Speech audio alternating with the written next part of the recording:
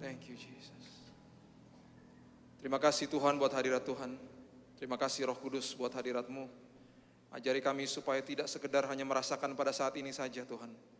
Tapi ketika kami nanti kembali ke rumah kami, kembali ke dalam aktivitas kami hari lepas hari, kami mau selalu ada dalam hadirat Tuhan. Karena di dalam hadirat Tuhan kami akan mengambil keputusan yang baik dan benar. Di dalam hadirat Tuhan ada kesembuhan, ada pemulihan, ada berkat yang luar biasa Tuhan. Kami mengucap syukur buat apa yang sudah terjadi, apa yang sedang terjadi, dan apa yang akan terjadi atas hidup kami. Karena kami tahu semuanya turut bekerja sama untuk mendatangkan kebaikan bagi kami. 1 jam, 1 bulan, 1 tahun dari sekarang, Tuhan sudah ada di sana menyiapkan hal-hal dahsyat bagi kami.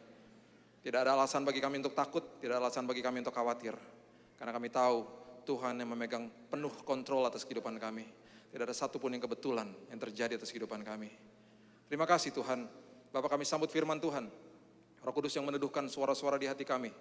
Berikan kami pengertian dan lebih daripada itu kuasa untuk melakukan firman Tuhan. Menjadi jemaat yang gagah perkasa di dalam Tuhan. Di dalam nama Tuhan Yesus kami berdoa dan mengucap syukur.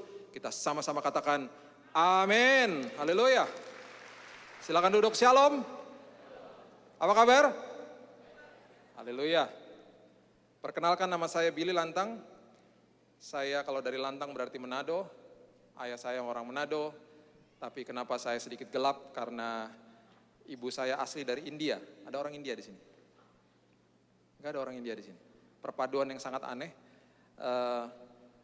Orang tua saya, jadi tepatnya oma opa saya datang dari Madras tahun 1920 dan gak jauh-jauh mereka membuka gereja di Batu Malang sini. Jadi kalau saudara lewat Batu Malang di jalan Diponegoronya ada GPD Elohim, itu adalah perintisan daripada opa oma saya zaman dulu. Masih sekarang sepupu saya yang menjadi gembala sidang di sana.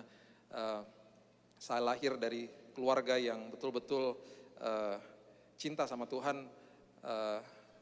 Orang Jakarta bilangnya kalau udah Kristen banget tuh Kristen banget gitu ya. Waktu tahun 67 keluarga kami membuat atau mendirikan sebuah yayasan yang bernama Yayasan Immanuel. Kalau saudara pernah ke Jalan Pregolan di sini, itu adalah salah satu dari produk dari yayasan kami, toko buku Immanuel dan penerbitnya, ada penerbitan juga. Dan lebih daripada itu kami di yayasan kami juga membantu hampir 200 hamba-hamba Tuhan di seluruh Indonesia setiap bulannya.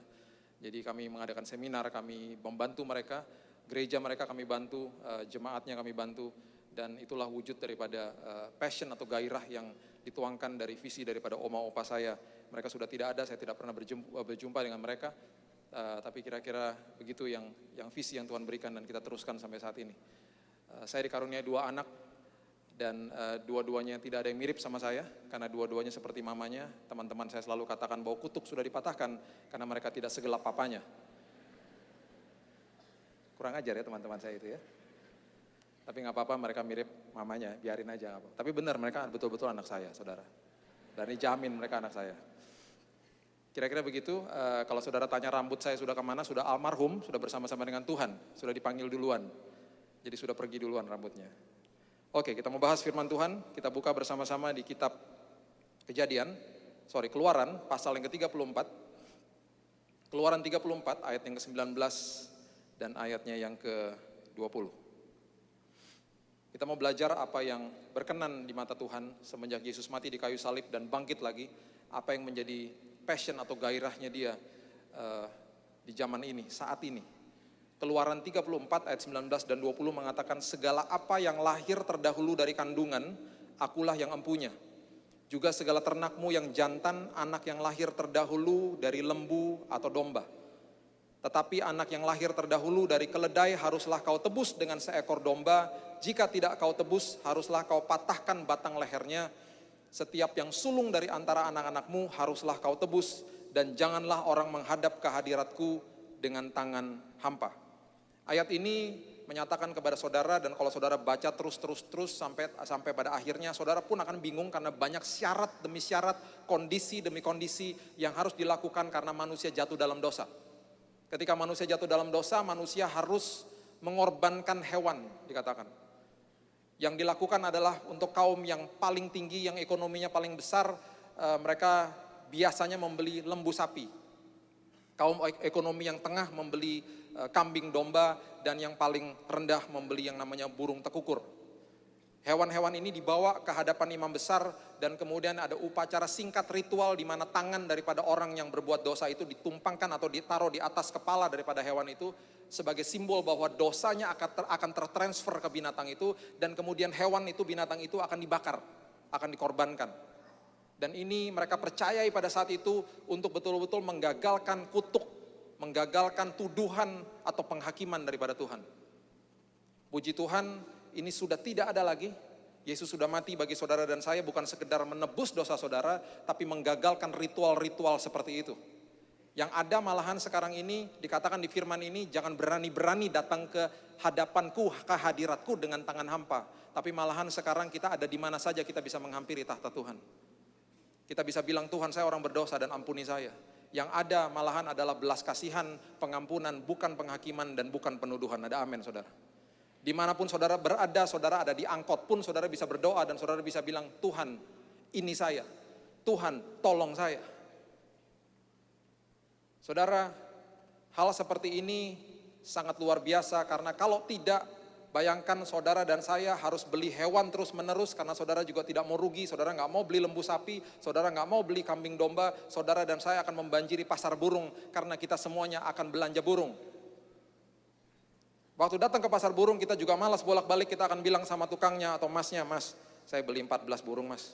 Buat apa sih Pak? Beli buat stok 2 minggu karena tiap hari pasti kita dosa. Waktu kita bawa pulang tetangga kita akan tanya, wah lagi suka burung ya? Enggak. Kok itu burungnya banyak amat? Sama lagi semuanya gitu. Enggak. Kenapa? Udah males. Ceritanya panjang ribet gitu. Lama-kelamaan tetangga kita akan tahu, oh orang Kristen tuh rumahnya tuh ada kebul-kebul asap di belakangnya. Karena mereka berdosa, jadi mereka mengorbankan kurban setiap hari itu rumahnya orang Kristen, itu rumah orang Kristen lagi tuh. Korban dibakar di mana-mana. Mending setelah itu bisa dimakan, burungnya nggak bisa.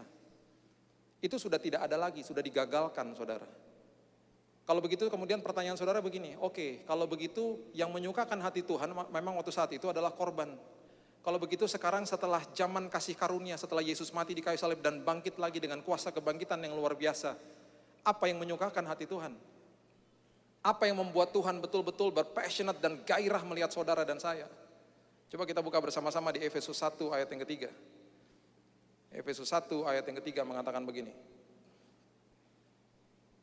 Efesus pasal yang pertama ayat yang ketiga mengatakan begini.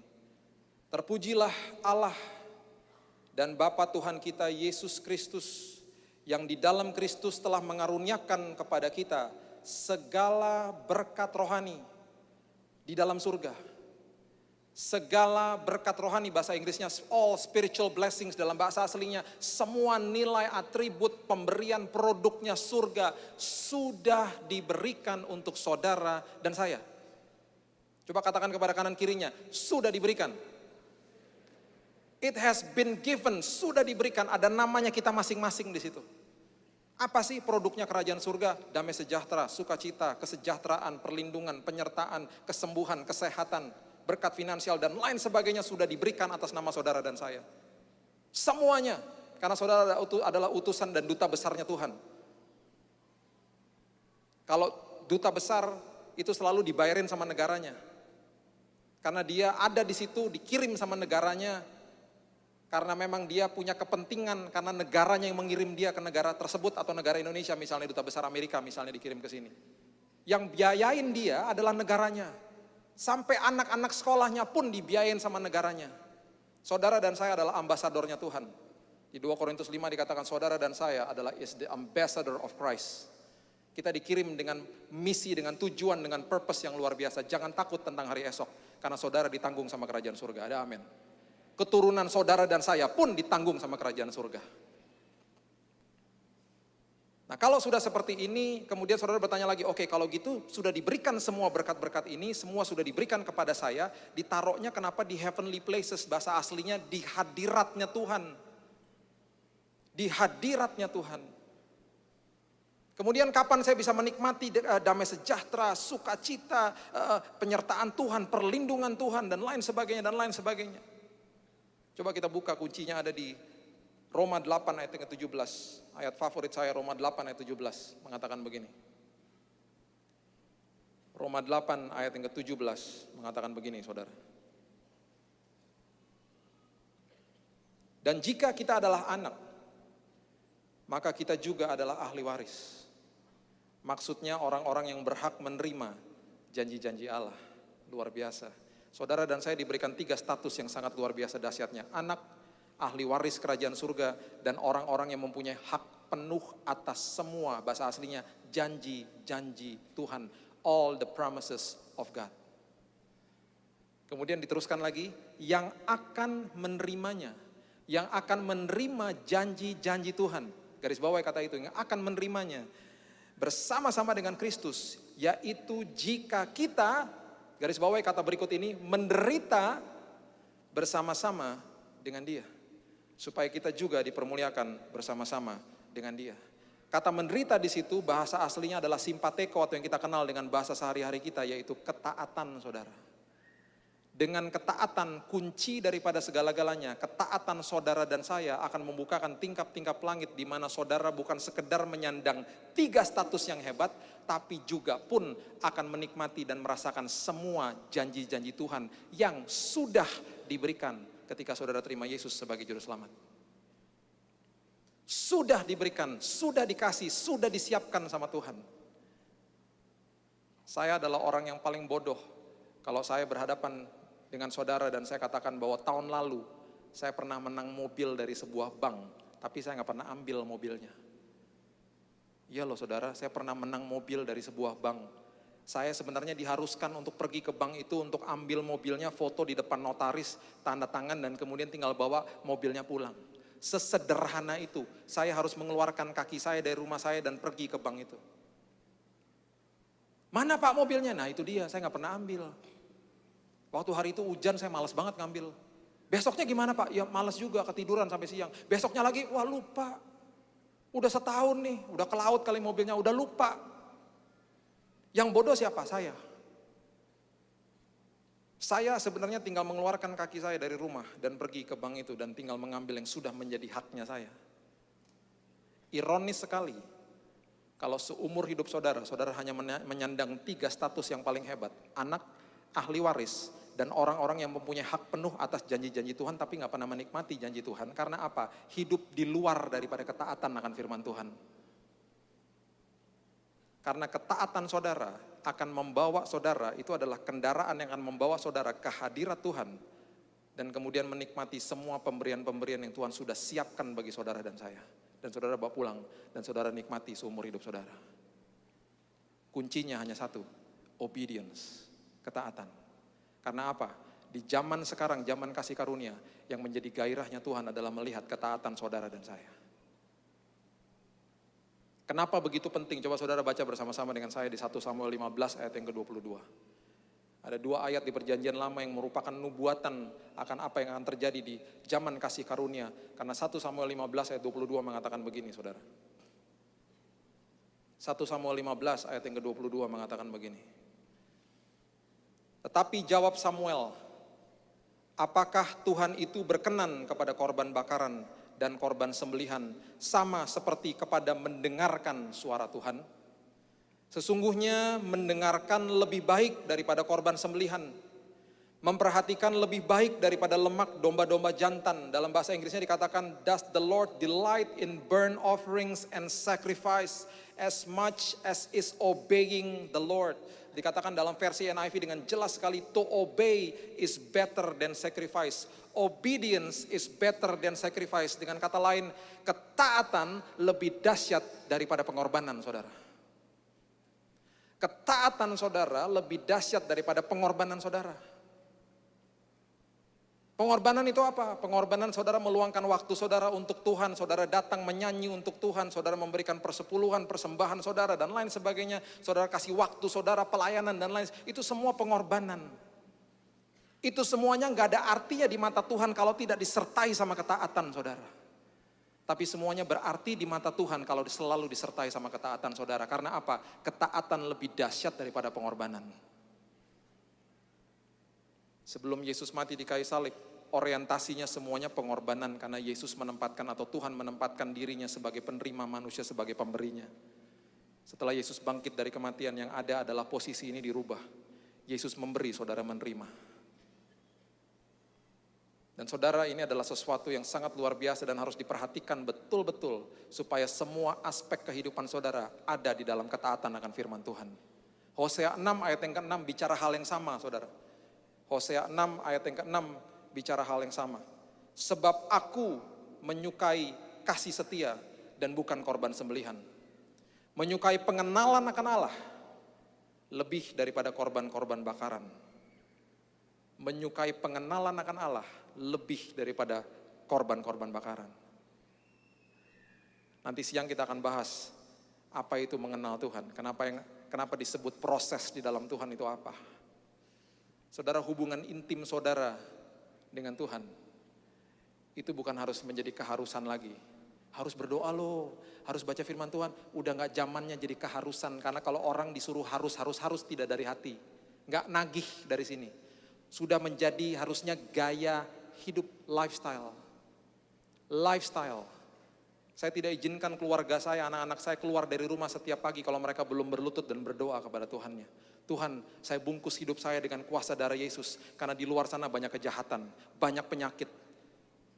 Saya bungkus dalam nama Tuhan Yesus. Hari ini saya akan dilindungi, saya akan disertai, saya akan diberikan kesehatan sama Tuhan. Saya akan terus naik dan tidak pernah akan turun. Apapun yang saya pegang oleh kedua belah tangan saya akan berhasil di dalam nama Tuhan Yesus. Setiap hari perkatakan itu dalam hidup saudara dan keluarga saudara. Jadi lifestyle. Saudara gak mungkin datang kepada saya bilang begini, Pak tolong bagi saya makanan Pak, saya udah seminggu gak makan Pak. Oh hebat sekali puasa seminggu. Enggak Pak, saya lupa, baru ingat nih hari ini Pak. Gak mungkin, karena apa? Makan udah jadi gaya hidup. Minum jadi gaya hidup. Tapi sering kali dan ironis sekali banyak anak Tuhan bilang begini, nanti aja doanya. Sama-sama aja di gereja. Gak apa-apa, it's good, it's okay, bagus. Tapi harus bangun mesbah sendiri-sendiri sama Tuhan. Harus punya hubungan intim sama Tuhan setiap hari. Anak saya yang umur 5 tahun sudah belajar untuk tumpang tangan kalau dia lagi terjadi apa-apa. Belajar untuk hubungan intim sama Tuhan. Belajar bahwa di usia masih muda pun ketika engkau terima Yesus sebagai juru selamat, engkau memiliki kuasa dan otoritas. Tahun lalu dia menjadi anak satu-satunya di sekolahnya yang tidak masuk UGD karena satu sekolah kena keracunan makanan, saudara. Keracunan makanan satu sekolah. Semua masuk UGD, sekolah harus bayar 350 juta. Karena keracunan catering. Mamanya, istri saya lagi di luar negeri, saya pulang dari kantor, waktu saya sampai di rumah mbaknya ngomong begini, Pak, ini anak udah suruh saya berdoa dalam nama Tuhan Yesus katanya. Jadi mbak doain, ya iyalah Pak. Mbaknya bukan orang percaya, ya iyalah saya doain. Habisnya kasihan udah muntah-muntah Pak, dari tadi udah 6 kali muntah-muntah Pak. Dia bilang apa? Mbak tolong tumpang tangan dan berdoa dalam nama Tuhan Yesus, ada kuasa Mbak, saya pasti sembuh. Saya bawa ke UGD, dicek saudara, sampai ke rumah. Kemudian dikasih obat, orang di UGD udah bilang begini, Pak kalau muntah lagi sekali aja bawa balik ke rumah sakit opname Pak. Anak itu sampai di rumah sembuh total, satu-satunya anak gak masuk rumah sakit. Karena apa? Di umur itu udah tahu saudara, punya kuasa dan otoritas. Saudara dan saya memegang penuh kuasa dan otoritas. Saudara dan saya kalau hidup di dalam ketaatan, itu lebih dahsyat daripada pengorbanan saudara. Pengorbanan saudara jadi berarti di mata Tuhan, kalau disertai dengan ketaatan. Saudara, satu hal yang saya alami dalam hidup ini, selama 2 tahun sampai 3 tahun terakhir ini ada 6 orang datang kepada saya saudara, yang mau lepas dari belenggu dosa.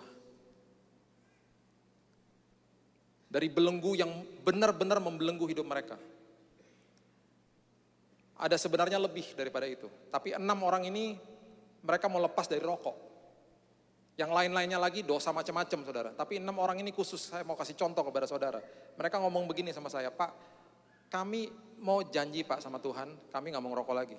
Oke bagus saya bilang gitu.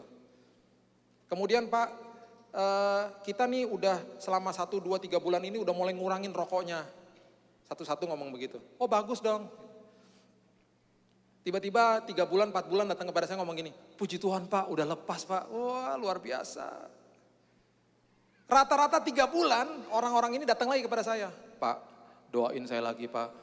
Kenapa? Merokok lagi Pak. Yang tadinya sebungkus jadi 2 bungkus Pak. Malah ada yang 3 bungkus Pak, kurang ajar tuh iblis Pak. Datang bawa teman-temannya Pak. Susah banget sih Pak lepas dari belenggu-belenggu ini Pak. Susah Pak hidup dalam ketaatan, gak bisa saya Pak. Saudara, Sering kali kita berdoa dan kita bilang, Tuhan saya berjanji. Jelek nggak? Salah nggak? Enggak, tidak. Tapi sering kali kita tidak sadar di belakang kata itu ada tanda kurung dengan kekuatan sendiri. Kan berjanji dong, Tuhan saya janji. Dengan kekuatan sendiri. Bisa nggak? Nggak akan bisa. Saudara mau hidup taat dengan kekuatan sendiri, tidak akan bisa. Saudara akan gagal jatuh bangun terus. Jadi saudara mesti ngapain? Saya mesti ngapain dong? Ketika saudara sudah dalam posisi yang tidak bisa ngapa-ngapain lagi. Orang-orang ini datang, mereka berlutut di hadapan Tuhan, mereka bilang gini, Lord, I give up. Saya udah gak tahu lagi Tuhan mesti ngapain. Saya nyerah Tuhan. Biar Tuhan aja yang beracara, saya udah gak tahu lagi mesti ngapain Tuhan. Ketika orang-orang ini datang berlutut, I surrender all. Seperti yang tadi kita barusan nyanyikan saudara. I surrender all. Aku berserah. Tuhan, di dalam kelemahanku, kelemahanmu menjadi sempurna. Ketika orang-orang ini datang dengan posisi seperti itu, Tuhan saya gak bisa, saya gak sanggup, saya serahin sama Tuhan. Rata-rata 3 hari saudara, mereka datang kepada saya ngomong begini, Pak saya lepas dari rokok begini, dengan begitu saja. Tiba-tiba saya enek sama bau rokok Pak, kok bisa ya Pak ya? Saya bilang begini, itu bukan kekuatan kamu, itu kekuatan Tuhan. Kalau saudara lakukan ketaatan dengan kekuatan Tuhan, saudara dan saya akan berhasil. Dengan kekuatan sendiri, pasti gagal jatuh bangun. Bisa gak hidup taat? Bisa dengan kekuatan Tuhan. Sanggup gak? Sanggup dengan kekuatan Tuhan. Ada amin saudara. Saudara mau lepas dari semua belenggu apapun yang saudara alami, yang saudara sedang lewati saat ini. Saudara datang kepada Tuhan bilang, Tuhan I give up. Daging ini lemah. Saya udah gak tahu lagi mesti ngapain. Tapi di dalam kelemahanku, kekuatanmu menjadi sempurna ya Tuhan. Saya percaya kekuatanmu yang akan merasuki kehidupanku, akan membuat aku berubah Tuhan. Perubahannya instan saudara. Saudara dirubahkan sama Tuhan langsung. Dosa tetap ada yang namanya konsekuensi dosa. Orang berdosa tetap ada yang namanya konsekuensi dosa. Saya gak setuju kalau orang bilang, oh dia lagi dosa tuh, sekarang dia lagi hidupnya lagi sulit, lagi bayar harga. Enggak, yang bayar harga udah Yesus yang bayar harga, mana bisa saudara bayar harga. Udah dibayar lunas kok.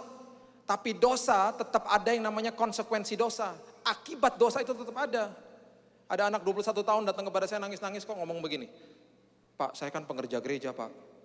Tolong saya Pak, kenapa? Itu Pak pacar saya hamil Pak. Terus maksudnya gimana, mau doain apa gitu. Ya Pak, ini kan belum ada yang tahu Pak. Dan Bapak percayakan bahwa Tuhan itu penuh dengan mujizat. Betul, saya bilang gitu. Dan Tuhan adalah Tuhan yang betul-betul tidak akan mempermalukan anak-anaknya. Betul nggak Pak? Betul, saya bilang gitu. Oleh sebab itu Pak, tolong berdoa, bersepakat dengan saya Pak. 2-3 orang berkumpul akan terjadi mujizat yang luar biasa. Maksudnya apa? Doa Pak. Kita berdoa, kita bersepakat. Besok kalau pacar saya bangun Pak, udah gak hamil lagi Pak. Mujizat terjadi atas hidupnya. Supaya kami tidak dipermalukan Pak. Hampir saya jitak tuh kepalanya. Saya gak pernah doa itu sama dia. Kita berdoa pemulihan dan lain sebagainya, singkat cerita akhirnya ketahuan. Dan beberapa bulan setelah itu mereka harus menikah. Yang tadinya satunya masih mau sekolah, yang tadinya satunya masih mau kerja dulu. Akhirnya selama 3 tahun awal daripada pernikahan mereka kesulitan secara ekonomi. Apakah mereka diampuni Tuhan ketika mereka minta ampun sama Tuhan? Diampuni. Tapi itulah akibat dosa. Akibat dosa tetap ada. Itu bukan kutuk. Itu bukan penghakiman, udah gak ada lagi. Yesus sudah mati bagi saudara dan saya, tapi jangan pernah mempermainkan kasih karunia. Jangan pernah mempermainkan obat merah yang Tuhan kasih itu. Darah Yesus yang begitu mulia. Saya adalah orang yang paling bodoh kalau ayah saya pergi dari rumah bilang, nak ini obat merah, kalau ada apa-apa ini obat merah ya, jagain adik-adikmu, papa mama pergi dulu. Saya adalah orang yang paling bodoh kalau saya jedok-jedokin kepala ke tembok dan saya loncat-loncat dari atas sampai berdarah-darah. Dan kemudian kalau adik-adik saya tanya, kenapa sampai berdarah-darah? Tenang aja, kan ada obat merah. Gak apa-apa, kan ada obat merah. Waktu obat merah itu dibubuhi di luka saya, sembuh gak? Ya mungkin sembuh setelah itu. Tapi ada boroknya gak, ada lukanya gak, ada sakit gak? Ada, itu akibat dosa. Jangan mempermainkan kasih karunia, jangan mempermainkan darah Yesus yang begitu mulia. Manusia seringkali kalau dikasih gratis, gak bisa menghargai saudara. Begitu mulia darah Yesus, begitu mahal harganya, saudara dan saya tidak bisa beli. Karena kita nggak bisa beli, we cannot afford it, nggak bisa beli, dikasih cuma-cuma sama Tuhan. Begitu mahal harganya. Jangan mentang-mentang gratis dipermainkan saudara. Jangan melecehkan Tuhan. Respect him, hormati dia dengan ketaatan saudara. Karena di dalam ketaatan itu selalu banyak hal yang luar biasa akan terjadi dalam hidup saudara dan saya. Karena ketaatan selalu lebih dahsyat daripada pengorbanan, selalu. Dan pengorbanan saudara jadi berarti di mata Tuhan kalau disertai dengan ketaatan. Saudara, saya mulai belajar semenjak 11 tahun lalu, mengerti tentang firman ini, mulai belajar satu-satu. Tentang apa yang harus saya taati dalam semua aspek kehidupan saya. Karena saya bilang sama Tuhan, Tuhan tolong saya ya Tuhan, supaya saya makin taat di semua aspek kehidupan saya. Kalau masih ada yang belum beres, bongkar ya Tuhan. Oke. Pertama yang saya lakukan, sorry ya saudara, ini saya tidak lagi belanja DVD bajakan. Karena bagi saya itu mencuri hak orang lain. Itu pertama yang Tuhan tegur. Jangan lagi beli DVD bajakan, oke. Enak, 10.000 dapat 3, kalau dipaten sama anak gak apa-apa, beli lagi. Kalau beli yang asli 120.000, anak saya baru pegang, boleh, hati-hati, jangan dipegang. Apakah daging ini masih ketarik-tarik kalau lihat 10.000 3? Masih noleh, masih. Itu satu. Tuhan mulai bereskan satu-satu. Saudara dan saya pergumulannya beda-beda. Minta sama Tuhan, bongkar Tuhan. Semua aspek-aspek kehidupan saya yang masih belum beres, bongkar Tuhan. Ini zamannya di mana sebentar lagi musimnya Tuhan akan datang dan menjemput kita semuanya. Udah gak zamannya lagi hidup di dalam dosa. Udah gak zamannya lagi terbelenggu di dalam dosa. Sudah dengar banyak firman Tuhan dan kebenaran firman Tuhan. Ini saatnya kita merdeka dan kita hidup di dalam kebenaran firman Tuhan. Saya pikir saya sudah oke. Tahun 2009 saya ditangkap polisi, saudara. Ditangkap polisi di daerah Menteng di Jakarta. Kantor saya nggak jauh-jauh dari situ, jadi saya kenal sama polsek setempat. Ditangkap karena saya salah, saya langgar lampu lalu lintas. Malam-malam ditangkap, kemudian ditilang. Waktu ditilang timbul arogansi di dalam hati saya karena saya kenal sama komandan-komandan mereka. Karena saya lagi menggalang komsel demi komsel dari kepolisian. Karena saya banyak melatih mereka juga. Jadi waktu ditangkap saya tiba-tiba malam-malam saya bukalah topi saya dan kemudian saya bilang, Pak, Bapak ini, apa kabar Pak? Dia lihat saya, dia bilang gini, ya ampun Pak, Bapak kan sering main ke kantor, ya bilang dari tadi kayak Pak, ini udah surat tilangnya ketulis Pak, udah tembus ke bawahnya Pak, gimana dong, gini-gini Pak, gampang-gampang Pak, Bapak kasih SIM-nya, besok pagi kita antar ke kantor Pak, sip. Saya masuk mobil, saya bilang sama istri saya, enak ya hidup di Indonesia, KKN. Semua jadi mudah, jadi enak. Istri saya diam aja. Kalau istri udah diam, itu pertanda dia gak setuju sama saya. Besok pagi, datang nganterin SIM. Biasa di Indonesia kalau kita diberikan sesuatu yang baik, kita kasih tips. Saya kasih 50.000, saya bilang begini, Pak, ini buat uang rokok. Baru doain orang lepas rokok, ini ngasih duit ke orang untuk buat rokok. Hamba Tuhan macam apa itu? Ini Pak buat uang rokok. Saya terima SIM saya kembali. Saya masuk ke kantor saya. Selama 3 hari saya gak bisa berdoa, gak bisa makan, gak bisa kerja. Karena Roh Kudus bilang begini sama saya, saudara. Apa bedanya kamu sama orang yang ngasih 500 juta? Apa bedanya kamu sama orang yang nyogok 5M? Apa bedanya sama kamu? Bedanya cuma bilangannya aja, kamu kasih 50.000. Saya tersungkur, saya nangis, saya bilang ampuni saya Tuhan. Saya telepon istri saya. Sayang, sorry ya kemarin, dia ngomong begini, Roh Kudus sudah ngomong sama kamu ya, udah rasain loh katanya. Kalau saya ngomong kamu gak dengerin, rasain. Kan mau taat di semua aspek kehidupan kan? Iya, ya iya. Jangan begitu kelakuannya. Saudara, ketika saudara datang dengan pengorbanan saudara, ketika saudara datang dengan ketaatan saudara dan saudara bawa pengorbanan saudara, sebentar kita akan baca ayat terakhir yang merupakan ayat yang mengatakan bahwa mau korbankan apa lagi sama saya. Saya adalah Tuhan yang menciptakan segala-galanya. Ketika saudara bawa pengorbanan saudara dengan hati yang penuh ketaatan, selalu ada penyertaan Tuhan di dalam situ. Selalu. Saudara tahu lagu ini? Oleh kuasa darahmu. Tahu lagu itu? Tahu? Bisa nyanyikan bersama refnya saja? Oleh kuasa darahmu, kau telah tebus dosaku, kekudusanmu melingkupiku. Kasih-Mu mengalir memulihkan hidupku. Saudara tahu lagu itu ya? Beberapa tahun yang lalu saya ikut dalam rekaman lagu ini. Dan sudah capek sekali, jam 12 malam ada 5 orang yang masuk ke dalam studio rekaman laki-lakinya. Dan kita bilang, Tuhan, kita mau lakukan yang terbaik sama Tuhan. Suara kita udah gak bisa lagi Tuhan, udah malam, udah capek banget Tuhan. Besok harus kerja lagi.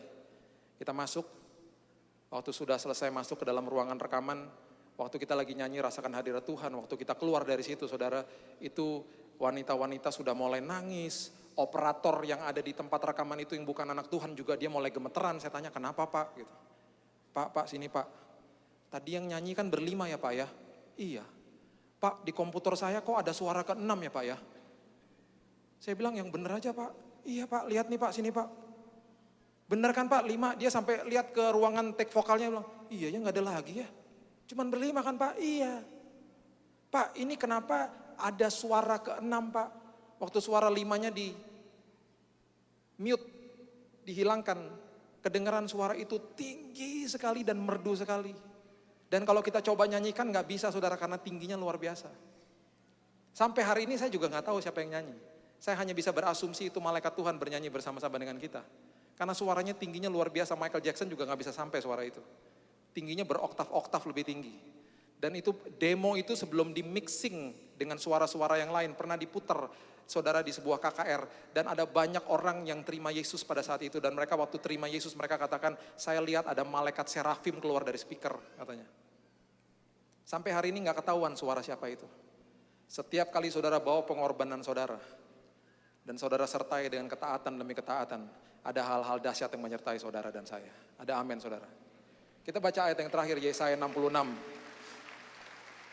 Ayatnya yang pertama dan yang kedua saudara. Yesaya 66 ayat yang pertama dan yang kedua mengatakan begini. Beginilah firman Tuhan, langit adalah tahtaku dan bumi adalah tumpuan kakiku. Rumah apakah yang akan kamu dirikan bagiku? Dan tempat apakah yang akan menjadi perhentianku? Maksudnya adalah begini, langit adalah tahtaku, bumi adalah tumpuan kakiku. Mau dirikan rumah apalagi bagiku, bicara soal pengorbanan, mau korbankan apalagi sama saya. Saya adalah Allah yang begitu besar, Allah yang begitu luar biasa. Ayat yang kedua mengatakan begini, bukankah tanganku yang membuat semuanya ini? Sehingga semuanya terjadi, demikianlah firman Tuhan. Tetapi kepada orang inilah aku memandang. Perhatikan ayat ini saudara. Kepada orang yang tertindas patah semangatnya dan yang gentar akan firmanku.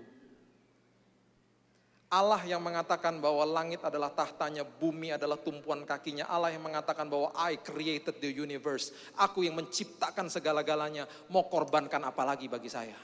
Tapi aku adalah Allah yang memandang kepada orang-orang yang gentar akan firmanku.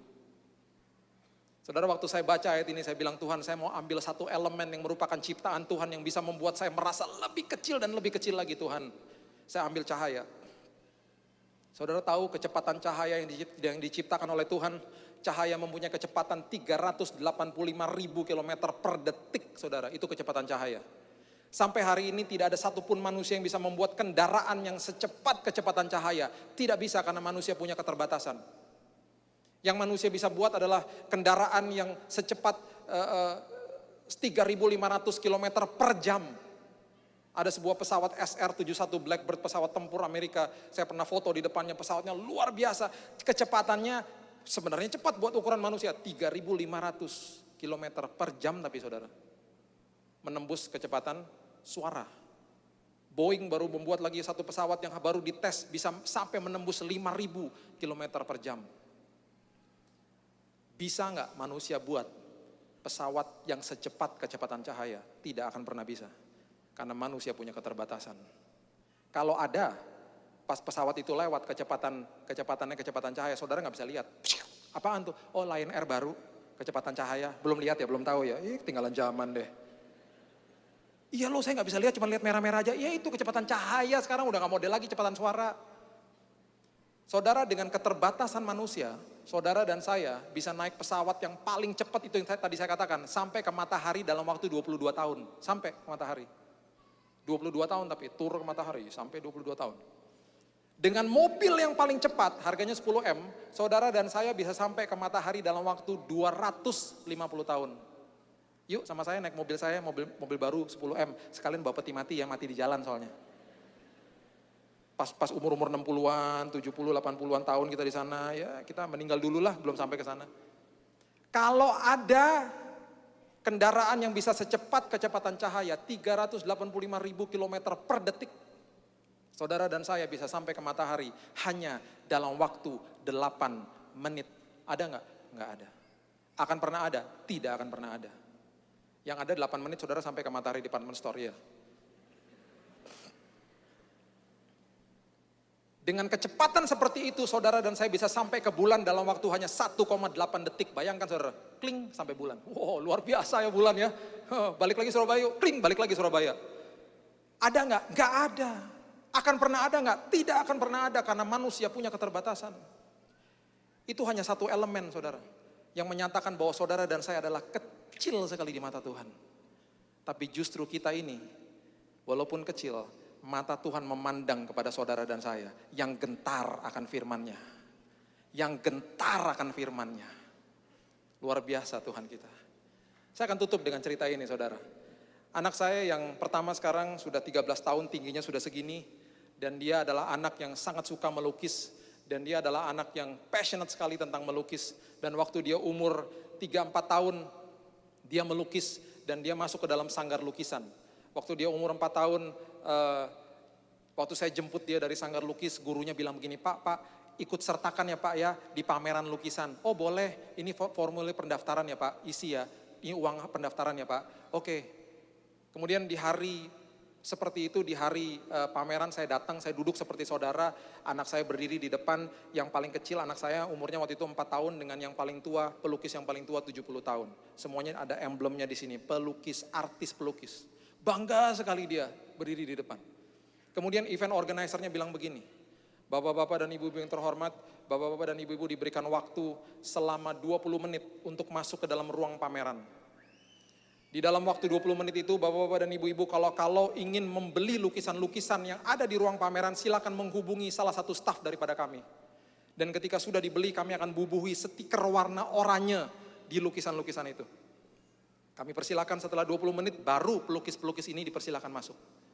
Waktu dipersilakan masuk ke ruang pameran saya cepat-cepat masuk saudara. Yang saya cari lukisan siapa? Lukisan anak saya.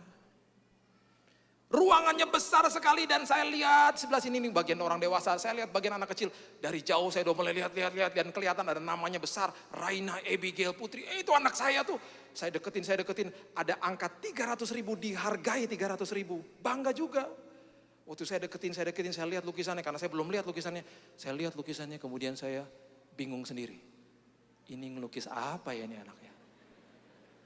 Saya lihat dari kanan makin gak ngerti, lihat dari kiri makin gak ngerti, dan tiba-tiba timbul suara dalam hati saya, kok jelek ya lukisannya ya? Saya gak begitu ngerti seni, jadi bagi saya ya jelek, abstrak dan jelek gitu loh, bagi saya. Sebagai bapak yang baik dan bertanggung jawab, saya ingin supaya paling tidak ada orang yang bisa beli lukisan anak saya, supaya kalau dia masuk dia senang. Saya mulai cari teman-teman saya, Pak apa kabar Pak? Wah luar biasa ya Pak, ini Pak lihat Pak, ini lukisan anak saya. Dia juga gitu lihatnya. Karena memang jelek. Kemudian dia pergi, waktu berjalan terus. Saya cari lagi teman yang lain. Ada lagi orang yang kedua, Pak, lihat Pak lukisan anak saya Pak. Ini lebih parah saudara, dia ngeliatnya begini. Apaan tuh?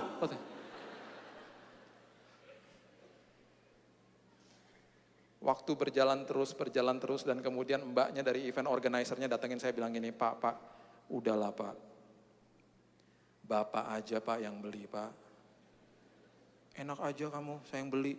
Saya di rumah banyak lukisan kayak anak dia, seperti lukisan kayak begitu dari anak saya, nggak pernah satupun saya beli. Kalaupun saya mau lukisan kayak begitu, bisa aja saya suruh dia lukis lagi di rumah. Ngapain saya beli lukisannya 300.000? Pak, buat anaknya seneng lah Pak, kasihan loh Pak. Nanti kalau dia masuk gak ada stiker oranyenya, sedih loh lukisannya belum terjual Pak. Ya udah deh, karena waktu berjalan terus gitu ya, saya mikirin anak saya juga, saya bilang aja udah deh, ya udah beli deh. Saya kesel belinya dengan hati yang kesel gitu ya. Ya udah beli deh 300.000 deh, sebel saya. Karena jelek. Setelah itu anak saya masuk. Dipersilahkan masuk. Waktu dia lari, dia lihat lukisannya ada stiker oranye, dia berteriak, "Yes, Daddy look, yes, Dad, lihat nih, ada yang beli lukisan aku." Saya bilang, "Ya, ada yang beli sayang, ada yang beli." Dalam hati saya, kamu akan ikut pameran-pameran lukisan lagi. Nggak akan deh. Udah bayar mahal-mahal, saya juga yang beli. Rugi ikutan lukisan-lukisan kayak begini. "Dad, siapa yang beli, Dad?" "Daddy yang beli." Dia peluk saya, dia bilang, "Thank you, Dad, thank you," katanya. "Kenapa kamu senang amat?" "Iya, karena aku buat itu buat Daddy soalnya." Oh. Dan waktu aku lagi ngelukis itu, aku inget Daddy. Oh, sejelek itu kah saya? Seabstrak itu kah saya? Kasihan amat sih saya ini. "Oh gitu, Nak, kamu inget Daddy waktu kamu lukis?" "Iya, aku makanya ini buat Daddy aja." "Itu gambar apa sih, ngelukis apa sih?" "Itu tuh, masa Daddy nggak lihat, itu kan gunung." "Hah? Oh itu gunung toh, oh ya bisa sih jadi gunung. Itu ada macannya, oh itu macan toh." "Iya." Dalam hati saya, kok jelek banget ya macannya ya. Bentuknya kayak begitu. Saudara, singkat cerita, itu lukisan dikirim ke rumah saya. Dan lukisan itu dari tahun 2004 sampai 2013, sudah 9 tahun di rumah saya. Tidak pernah turun dari tembok di rumah saya. Kadang-kadang ada di ruang tamu, kadang-kadang ada di kamar saya, yang terakhir ada di kamar adiknya. Kenapa tidak pernah turun, walaupun jelek? Karena saya selalu teringat dengan kata-kata dia, "Dad, I made that for you." Aku buat ini buat Daddy. Kemarin sebelum saya bertolak ke Surabaya, kami ada doa pagi di kamar adiknya. Dan sebelum saya keluar dari kamar adiknya, saya masih lihat lukisan itu terpampang di situ. Setelah 9 tahun saya lewat dan saya masih dalam hati, jelek. Masih jelek. Masih tidak berubah keputusan saya, masih jelek. Tapi itu tidak akan pernah turun dari tembok di rumah saya. Berapa banyak dari antara saudara yang datang ke kebaktian menyanyi untuk Tuhan. Dan dipajang suara-suara saudara yang fales, yang parau, yang saudara kadang banyak yang gak bisa nyanyi. Tapi sama Tuhan dipajang di tembok surga. Yang komplain siapa? Malaikat yang komplain. "Kenapa Tuhan jemaatmu dari nginden dipajang-pajang di surga?" Tuhan berkata begini, "Mereka nyanyi, saya tidak lihat kualitas suaranya. Mereka menyanyi dari hati mereka. Yang saya lihat adalah ketaatan mereka." Karena ketaatan lebih dahsyat daripada pengorbanan. Obedience is far greater than sacrifice. Minta sama Tuhan, "Tuhan, di semua aspek kehidupan saya mau hidup taat. Dan saya mau punya gairah untuk hidup taat, Tuhan. Karena saya percaya semua yang sudah diberikan, saya akan menikmatinya seumur hidup saya.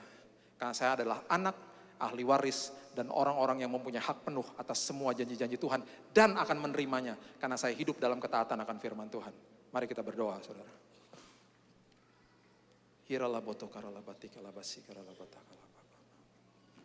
Bapak, kami mengucap syukur buat hari ini, kami berterima kasih buat pagi yang indah ini ya Tuhan. Kami berterima kasih buat firman Tuhan. Hamba-Mu dibatasi waktu, tapi firman Tuhan gak pernah dibatasi waktu. Kalau kami nanti pulang, firman ini terus akan berbicara menjadi darah daging, menjadi kehidupan dalam hidup kami. Kami sadar Tuhan, bahwa ketaatan itu lebih dahsyat dari pengorbanan. Pengorbanan kami jadi berarti di mata Tuhan ketika disertai dengan ketaatan.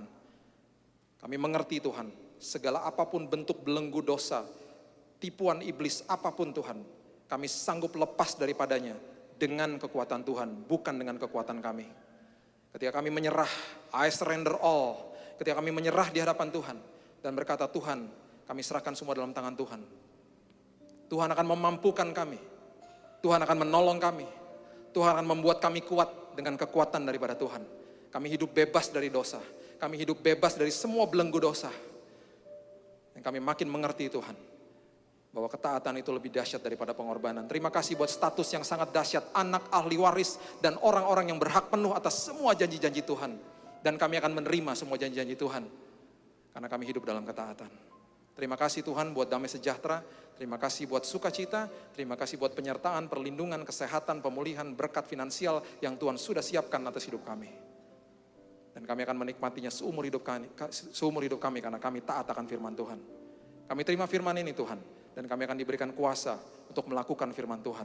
Apapun yang kami pegang oleh kedua belah tangan kami akan selalu berhasil bersama-sama dengan Tuhan. Dunia mengatakan hidup seperti roda, kadang-kadang di atas, kadang-kadang di bawah. Kami gak percaya Tuhan, karena janji Tuhan kami akan terus naik dan tidak pernah akan turun. Terima kasih Tuhan, kami terima Tuhan firman ini. Di dalam nama Tuhan Yesus, kami berdoa dan mengucap syukur. Kita sama-sama katakan, amin, haleluya.